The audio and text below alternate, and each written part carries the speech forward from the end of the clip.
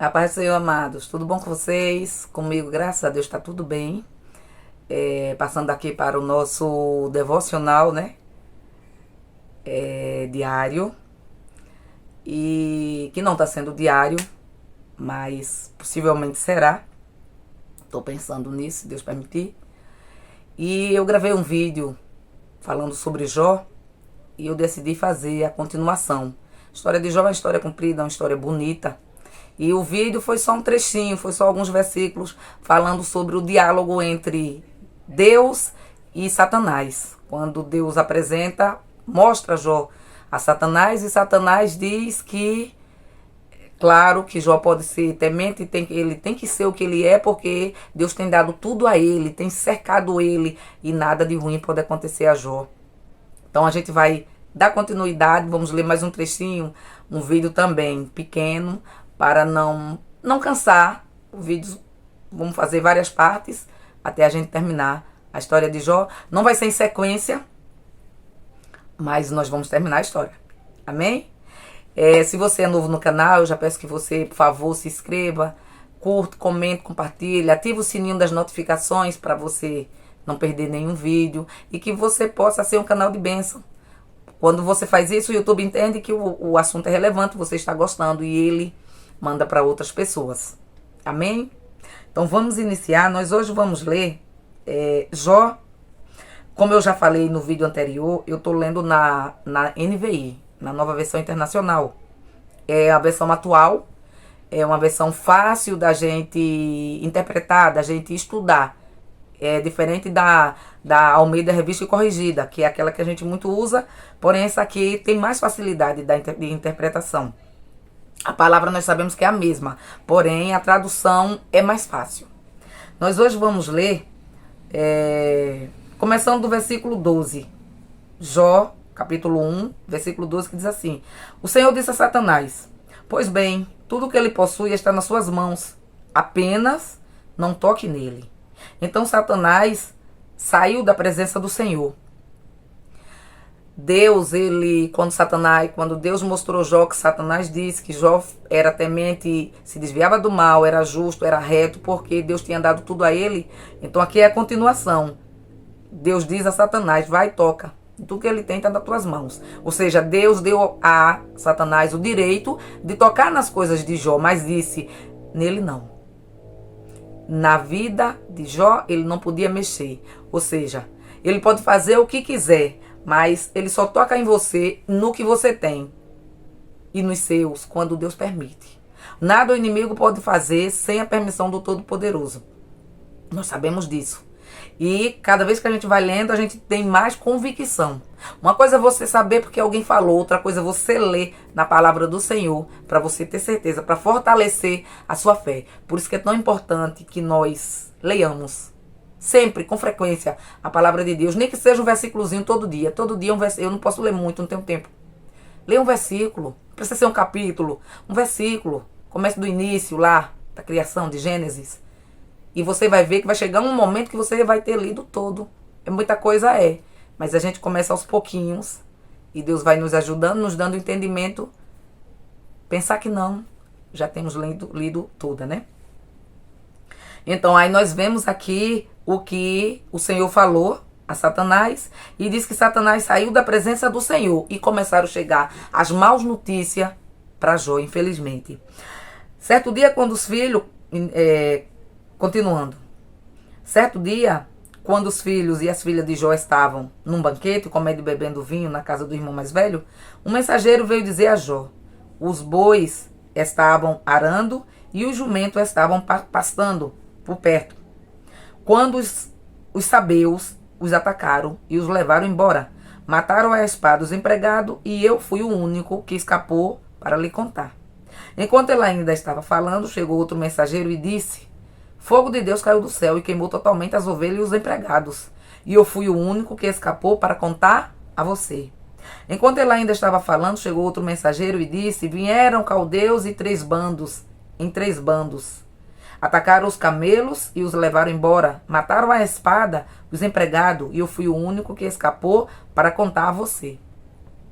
Enquanto ele ainda estava falando, chegou ainda um outro mensageiro e disse: seus filhos e suas filhas estavam num banquete, comendo e bebendo vinho na casa do irmão mais velho, quando de repente um vento muito forte veio do deserto e atingiu os 4 cantos da casa, que desabou. Eles morreram e eu fui o único que escapou para contar a você. Ao ouvir isso, Jó levantou-se, rasgou o manto e rapou a cabeça. Então prostrou-se com o rosto em terra em adoração e disse: saí nu do ventre da minha mãe e nu partirei. O Senhor o deu, o Senhor o levou. Louvado seja o nome do Senhor. Glória a Deus. Em tudo isso, Jó não pecou e não culpou a Deus de coisa alguma. Glória. A história de Jó chega a dar vontade de você chorar quando você lê como o ser humano conseguiu passar por tudo isso retendo firme sua fé no Deus Todo-Poderoso e a sua confiança. Precisa realmente ser uma pessoa sem nem dizer. Porque os atributos que Deus deu a Jó, realmente, Deus disse que ele era irrepreensível, ele era reto, ele se desviava do mal, ele era justo, ele era temente, ele era. A fé que Jó tinha, ninguém nunca viu. Porque diante dessa calamidade, de tudo isso que aconteceu na vida dele, sem ele ter pecado. Uma coisa é a gente pagar pelo que a gente fez. Eu pratico, eu faço umas maus escolhas. Perdoe o barulho, que esse horário aqui para gravar é péssimo. Todo carro, toda moto passa aqui na frente.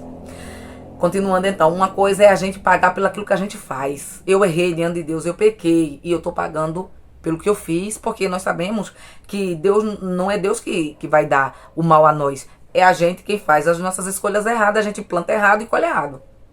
Se eu planto errado, eu tenho que colher errado. Eu escolho o que eu planto, eu não escolho o que eu colho. A minha colheita vai depender da minha plantação.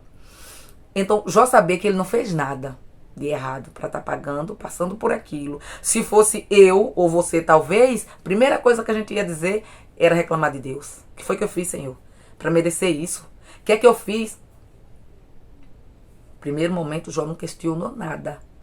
Primeiro momento, Jó rasgou suas vestes, diz a Bíblia, raspou sua cabeça.